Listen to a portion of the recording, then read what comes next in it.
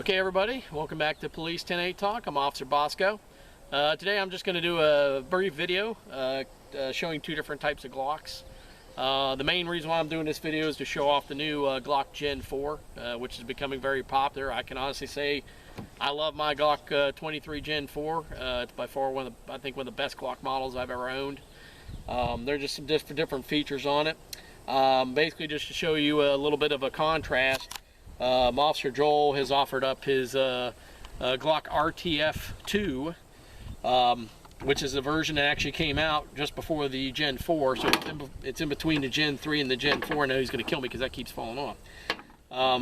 But it's basically an interesting model, and I'm just going to show you a few features on this because it's very similar to the Gen 3 overall, but it does have some slight differences.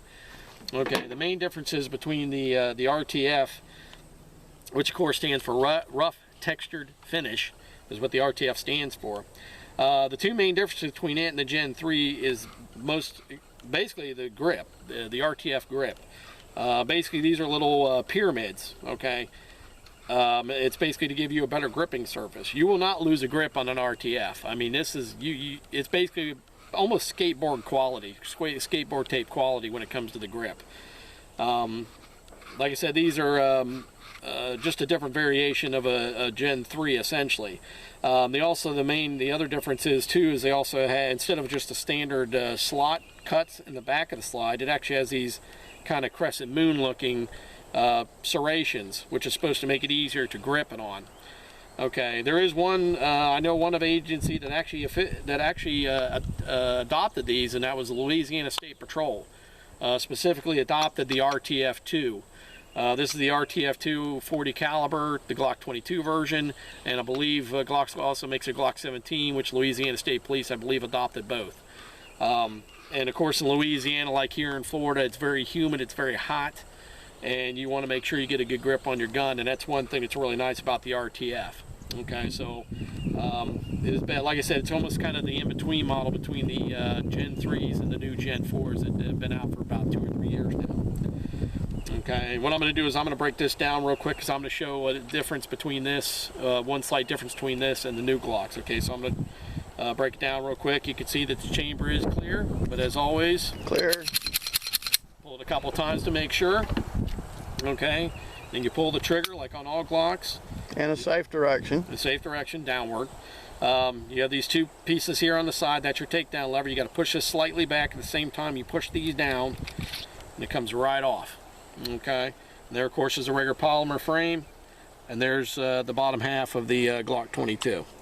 Now the one thing about the RTF, because they're similar to the Gen 3s, they have the standard, the older standard recoil spring guide. Okay, one thing about the new Gen 4 is which I'll show this down. I'll break it down once again. It's clear, in a safe direction. Pull the slab forward, chalk it a couple times. Same thing with this. Pull the trigger.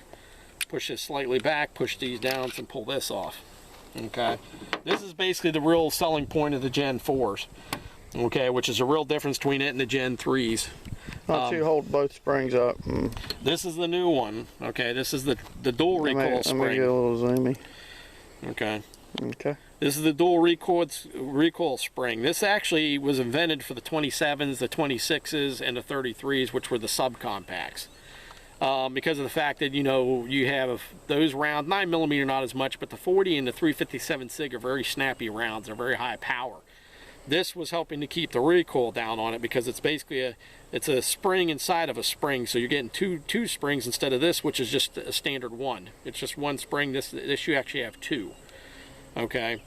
Like I said, this was adapted for the subcompacts, and now Glock is actually making these available on all the Gen 4s, which is a brilliant idea. Because when you shoot the 23 with the Gen 4, to me, maybe it's just my perception, it's like shooting a 9mm. Okay, it's that comfortable having this double recoil spring in there. Okay, because when you have the older spring on a Glock 22 on a 40 caliber, the 40 caliber is a snappy round. You'll notice when you're shooting a 40. Okay, with this new dual spring, you will notice a big difference when you shoot a 23 or a 22 with this, or I believe it's even available on the 357 SIG. I think it's going to, all the Gen 4s have this now. But this makes a big difference when you shoot. This is one of the main things that they changed on the Gen 4s. Okay, but this is the difference between a dual recoil, which is Gen 4, and also the Gen 4 subcompacts, as well as the compacts came out with this. The Gen 3 compacts had this spring, and this is the standard, which is in the Gen 1, Gen 2, and Gen 3 full-size and compact Glocks. Okay, I'm gonna put this back down. Okay, I'm gonna put this back down too. Okay, the Gen 4 has a different type of grip on it. It's not as tacky as the RTF. It's actually that version, because the RTF had like little pyramids. What they did with this is they did the little pyramids a little bit bigger, and what they did is they took the top off. So it's not an actual pyramid shape. It actually has the top taken off, so it's not quite as aggressive in the checkering. But I mean, you get a good grip on it. It's a very good grip. Now it comes technically as a small. This is considered a small grip, which is the standard grip. Okay, and I'm going to show you here in a minute how you can change out the grips on this. Okay, which is another feature the Gen 3, Gen 2, and Gen 1 Glocks don't have. Okay, another thing that was majorly changed, or one of the nice things that's changed, is you have an ambidextrous mag release now. Okay, before I shoot left-handed, as you guys watch the channel, you know I shoot left-handed pistol. I actually use my index finger. I don't use my thumb, but for a lefty that uses their thumb, the nice thing about it is you'd have a completely reversible ambidextrous mag release now. Okay, which is a big difference. You know, if you do have lefties that like using their thumb, that makes a big difference. That makes it almost completely ambidextrous now. Whereas before, you really couldn't change the Glock. You couldn't change it from one side to the other. This makes it a little bit easier. Okay, that's one of the two of the three of the main differences between the Gen 4 frame and the older Glocks. Okay, another nice feature, which I'm going to show you now, is you can change out the grips. Okay, like I said, this is considered the small, which is the standard, which is what I keep it at, because I have about medium-sized hands. I like this grip the best. And then usually the Glocks will come with a medium, and you'll have a large. Okay, for the bigger individuals. Okay, and you also get an extra pin for the large one, and the pin that's in here will work with the medium, and it'll work for the standard frame. Okay, now there are also aftermarket grips. The newer Glocks are actually being shipped with ones that have a little beaver tail on it.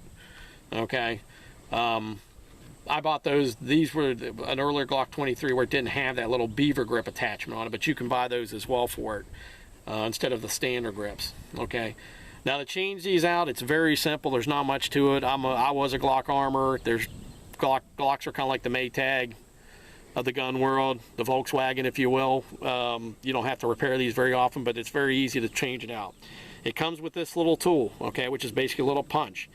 That pin right there, you need to knock it out. Okay, you go basically from left to right with it. Like most things on Glocks, you go left to right to do the pins, to push them out. All you have to do is push this pin out like this till you get it out. Pull the pin out, if I can get it. It's pretty stiff, okay? That's the little pin that holds that in. Okay, I'm going to put this down real quick. That's right there. Okay, and I'm just going to demonstrate with the medium grip. Okay, what you do is at the bottom there, you can see there's some grooves right there. Okay, and it's like I said, it's very easy. All you got to do is you correspond this into the grooves. And you'll see right there, and essentially it kind of locks into place. Okay, you'll see where the grooves hit right there. Okay, which if you put the plugs in this, I would recommend against that, because Glock doesn't want you to close that, doesn't want that closed up anyways. I recommend against those little plugs that people put in there. Yeah, it's meant to be a debris channel. Yeah, you want this open. It's supposed to be open. That's why the reason why Glock designed it. Like he said, like Officer Joel said, that's so that way you can so debris can fall freely. Okay. And one thing I didn't do here, I was thinking, you want to make sure it lines up with this correctly. Okay, like I said, you pop that in right there. Okay, and then all you got to do, now it's a little difficult. Actually, I think I may have to use a large pin for this.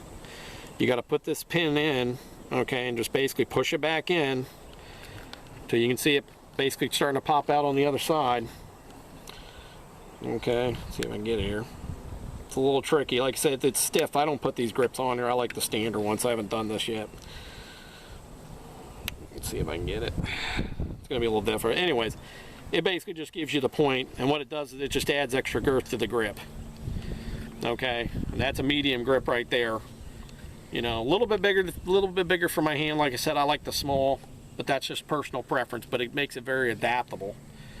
Okay, and if you have the pistol leash, it still has the back open, so if you like the pistol, you know, putting a pistol leash on your gun, like if you're tactical tactical operator like a SWAT team member, you can still put your leash through there if you like that. So that's a nice little function because you got it cut out just for that purpose.